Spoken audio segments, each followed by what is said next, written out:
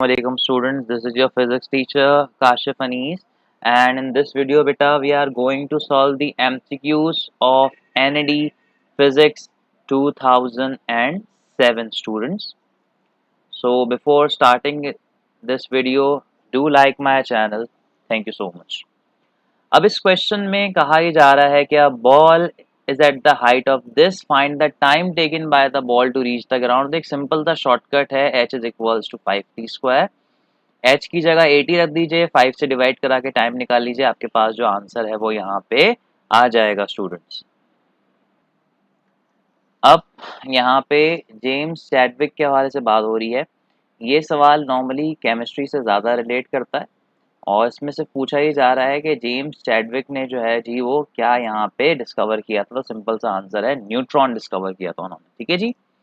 Sound waves are, तो sound waves जो है जी लॉन्गिट्यूडनल वेव्स होती हैं। The device which converts AC into DC, इसको हम कहते हैं रेक्टिफायर स्टूडेंट्स।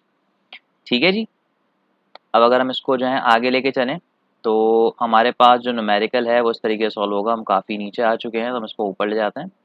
तो अब अगर हम इसको यहाँ ले जाएं तो ये वाला जो न्यूमेरिकल है अब इसमें कहा यह जा रहा है कि एक पीस ऑफ वायर उसे 4 पीसेस में कट कर दिया and are bundle together side by side, यानी कि अब उनको बंडल बना के रख दिया तो अभी सबके सब पैरेलल में हो गए। तो अब उसकी जो रेजिस्टेंस होगी वो यहाँ पे क्या हो जाएगी।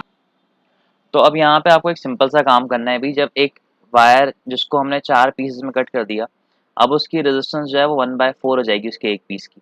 और जब आप उससे पैरेलल में कनेक्ट करेंगे तो ये जब 1/4 बनेगा, मतलब आप उसको कनेक्ट करेंगे तो पैरेलल में कनेक्ट करेंगे तो 1/1/4 बन जाएगा। जब ये पलट के ऊपर आएगा तो ये 4 बन जाएगा। इस तरह के 4 पीसेस थे तो आपने 4 से मल्टीप्लाई कर दिया तो आंसर आ गया 16। लेकिन आपको एक बात का ख्याल रखना है, पैरेलल में इक्विवेलेंट निकालते वक्त 16 तो है लेकिन असल में 1 इक्विवेलेंट है, तो जब आप इसको उल्टा करेंगे तो ये 1/16 के बराबर हो जाएगा। ठीक है स्टूडेंट्स, तो इस तरीके से ये वाला जो न्यूमेरिकल है वो सॉल्व हो जाएगा। इसी तरह से अब अगर नीचे वाले क्वेश्चन को अगर हम लोग यहाँ पे देखना शुरू करें तो नीचे वाला क्वेश्चन हमसे ये कह रहा है, इसकी सिंपल सा शॉर्टकट है। जब भी आपको फोकल लेंथ और मैग्निफिकेशन गिवन हो तो एक शॉर्टकट होता है, P is equals to m plus minus 1 upon m whole multiply by f। Plus is for real image and minus is for virtual image students. तो मैग्निफिकेशन 2 है, virtual image है तो -1, 2 और फोकल लेंथ है 20। Solve करेंगे आपके पास एक answer आ जाएगा। The apparatus used to compare EMF of two cells, तो इसका सिंपल सा क्वेश्चन आंसर है पोटेंशियोमीटर। ट्रांजिस्टर कंसिस्ट ऑफ, तो अगर हम ट्रांजिस्टर के हवाले से बात करें तो ट्रांजिस्टर के अंदर एक डायोड्स होती है लेकिन 2 जंक्शंस होते हैं। PNP इस तरह से पता है ना आपको, तो ये वाला आंसर हो जाएगा। Physical quantity tends to rotate a body, तो सिंपल सी बात है टॉर्क, क्योंकि टॉर्क हमारे पास जो है एंगुलर फोर्स कहलाती है। When image of a distant object forms in front of retina, यानी कि ये हमारी जो ह्यूमन आई है ये रेटिना है और लाइट जो है वो यहाँ पे कन्वर्ज हो रही है, तो उसका मतलब लेंस की कन्वर्जिंग पावर बढ़ गई है और इसे हम कहते हैं, हमें दूर का नहीं दिखेगा तो इसे हम कहते हैं शॉर्ट साइटेडनेस या मायोपिया भी इसे कहते हैं। तो आंसर हो जाएगा डी, क्योंकि इसमें दोनों ऑप्शंस गिवन है। फ्रीक्वेंसी ऑफ सिंपल पेंडुलम क्या होती है, फ्रीक्वेंसी ऑफ सिंपल पेंडुलम होती है 1/2 पाई अंडर रूट जी अपॉन एल। अगर आपको टाइम पीरियड का फॉर्मूला याद है जो कि होता है 2 pi under root L upon g, तो आप उसका इन्वर्स करेंगे तो ये वाला फॉर्मूला बन जाएगा student.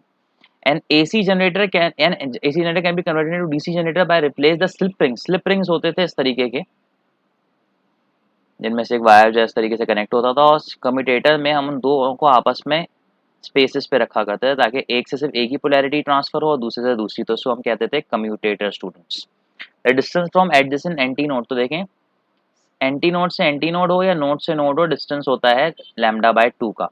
Newton corpuscular theory depends upon which, तो न्यूटन कर्पस्कुलर थ्योरी जो है वो आपके पास किस पर बात करती है, तो उन्होंने रेक्टिलिनियर प्रोपोर्शन ऑफ लाइट के हवाले से जो बात की थी कि लाइट जो है स्ट्रेट ट्रैवल करती है, लेकिन इसमें कर्पसल का भी जिक्र था, तो यहाँ पे कोई भी एक्सपेरिमेंट जो है बेस नहीं करवा पा रहा।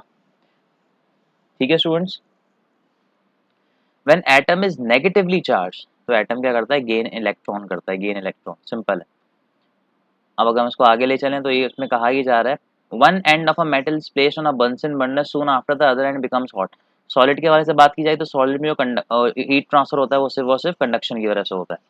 When isotopes of the natural uranium undergoes a fission with slow neutrons, तो इसमें हमारे पास जो है 235 को कराया जाता है क्योंकि ये फिजनेबल होता है। The height of a potential barrier reduced when the PN junction is potential barrier हमारे पास यहाँ पे बन जाता है। अगर हम उसे करीब करना चाहें तो हमें उसमें इस तरह से बैटरी को कनेक्ट करना होता है कि पॉजिटिव से पॉजिटिव कनेक्ट हो और नेगेटिव से नेगेटिव, जिसको हम कहते हैं फॉरवर्ड बायस स्टूडेंट्स।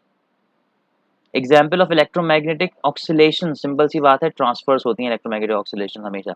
एक इस तरह का प्लेन होता है, दूसरा इस तरह का प्लेन होता है। The proton enters in a magnetic field in the direction of west and magnetic field acting downwards, the force will be acting. अब देखें, मैग्नेटिक फील्ड जो है वो डाउनवर्ड जा रही है, ठीक है स्टूडेंट्स, और ये है north, east, west and this is south. और इलेक्ट्रॉन जो एंटर हुआ है वो वेस्ट की डायरेक्शन में, यानी कि इस तरीके से। तो आपको यहाँ पे एफ बी आई का रूल लगाना है। तो अब इसमें फोर्स जो है वो कहाँ की तरफ लगेगी, तो अब अगर आप इसको यहाँ पे करके देखें, तो अगर आप अपने लेफ्ट हैंड की तीनों उंगलियों को, thumb, index finger and long finger को 90 डिग्री पे करें, और जो है लॉन्ग फिंगर जो है करंट को रिप्रेजेंट करती है उसे इसकी डायरेक्शन में कर दें, और जो इंडेक्स फिंगर है उससे नीचे की तरफ कर दें, तो आपका जो एस है, आपका जो थंब है वो बाहर की तरफ आ रहा होगा। बाहर की तरफ का मतलब किसकी तरफ होगा, साउथ की तरफ student. At the end of Carnot cycle the internal energy of system remains constant. System जहाँ से स्टार्ट होता है वहीं पे आके एंड होता है। आप इसका ग्राफ भी देख सकते हैं, जो कि यूं यूं जाता था, वापस आके वहीं पर रुक जाता था। गलत बना है ग्राफ, लेकिन आपको अंदाजा हो जाएगा। First law of thermodynamics is according to the law of conservation of energy students. अब इसमें फिर से आपको ऑब्जेक्ट साइज निकालना है, क्वेश्चन रिपीट हो चुका है, तो ये P is equals to m plus minus 1 upon m whole multiply by f का फॉर्मूला लगेगा। One completion of periodic motion is called oscillation, revolution, SHM या ऑल। तो एक जब पूरा ऑक्सीलेशन कंप्लीट हो जाता है तो हम इसको कहते हैं ऑक्सीलेशन या वाइब्रेशन, ठीक है students. It is seen that there is no flow of energy in that case. तो इसमें कौन सा ऐसा फ्लो है जिसमें नहीं होता, इसमें एनर्जी ट्रांसफर ही नहीं हो पाती, तो वो है स्टैंडिंग वेव। क्योंकि स्टैंडिंग वेव्स जहाँ प्रोड्यूस होती हैं वहीं पे बनती हैं और वहीं पे आके ख़त्म हो जाती हैं स्टूडेंट्स, ठीक है जी। So that's all for this video. I hope you like this video. Subscribe to my channel students. Allah Hafiz.